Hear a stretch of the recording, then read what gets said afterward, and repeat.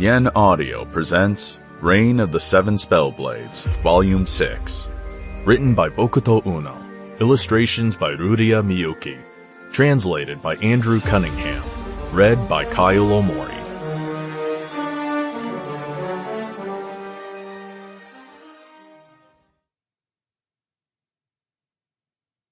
Chapter 1. The Stranger. The faces of students entering a classroom provide a valuable clue as to the subject of the class ahead.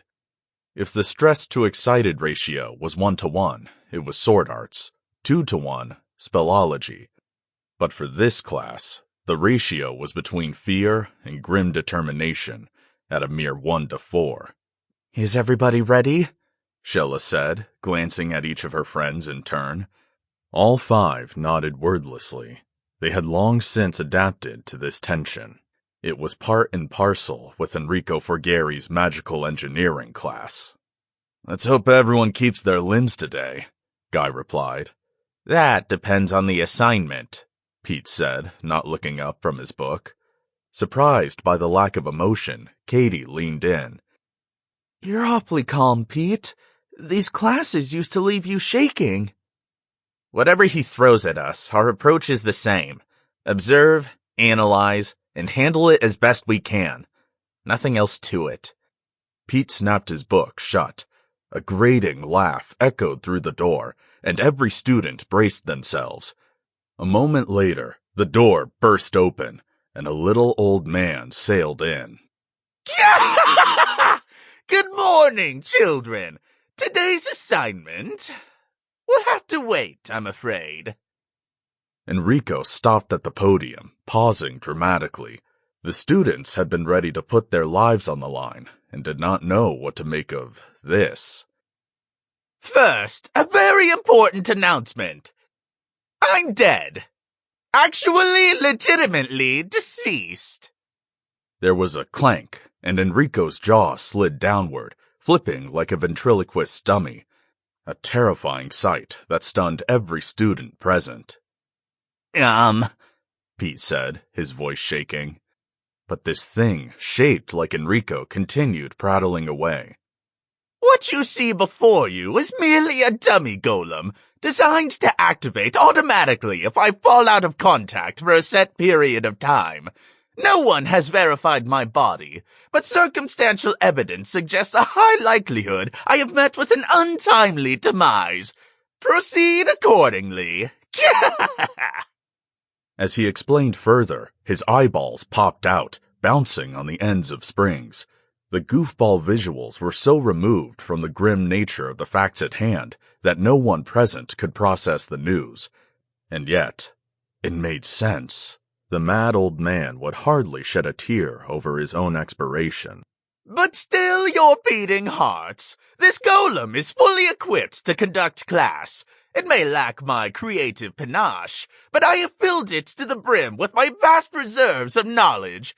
Rest assured, this class is in capable hands. You will hardly notice the difference." Pete shot to his feet.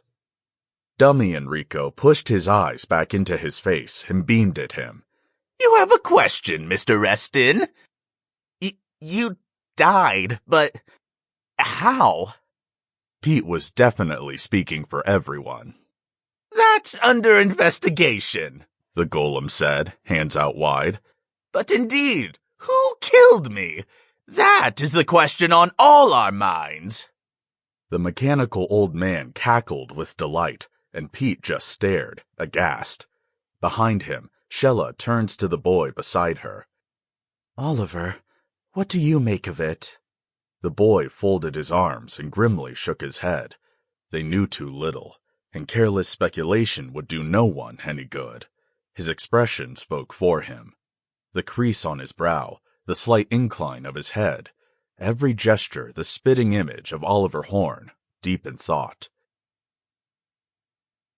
Meanwhile, on the labyrinth's first layer, the quiet wandering path, in the Sherwood's secret atelier. A boy's screams echoed ceaselessly through a soundproof room. His future hung in the balance. Oliver was strapped to an operating table, struggling with all his might, entirely out of his mind. Left to his own devices, he would destroy his own body. To prevent that, every comrade with healing skills was here, and his cousins were on a sleepless vigil. Inject a triple dose of red spotweed anesthetic! Apply a 70% paralysis spell on the tendons of every limb! Hurry! He's about to blow! It would be so much easier if they could just put him to sleep, but the rejection from a soul merge was nothing so mild that sleep would help. Quite the opposite. He had to fight off the haphazard spasms with his mind alert and conscious. Oliver was in the throes of a battle for his life. Those who wished to aid him had only two options available: protect his body, ensuring this struggle did not damage it permanently, and use spells and magic herbs to ease the pain wherever possible. With those tasks handled flawlessly, there was little left to do but have faith in Oliver himself.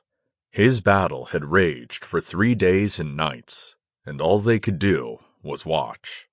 "Take a rest, Gwyn," a comrade said. Gwyn's fatigue was more than evident. He was running on 0 sleep, and it had been a good 12 hours since he'd last eaten anything, much less had a sip of water. Aware that this path led only to his own collapse, Gwyn stepped away from the table. "I'm gonna go splash some water on my face. Shannon, let someone else take over. You need rest." She was on the other side of the table from him, but her only response was a vehement shake of her head.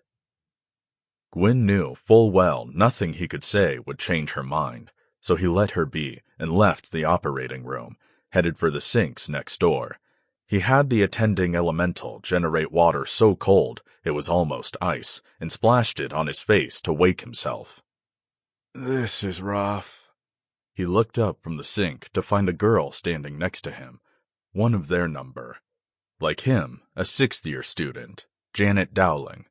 Listening to the screams from the next room, she spoke again. 3 days since the fight, and he's still not stabilizing. This soul merge thing is gnarly. Not that you're faring much better, though. You look about ready to hang yourself. She reached out and pulled his chin to face her. There was a moment of silence, and then she smirked.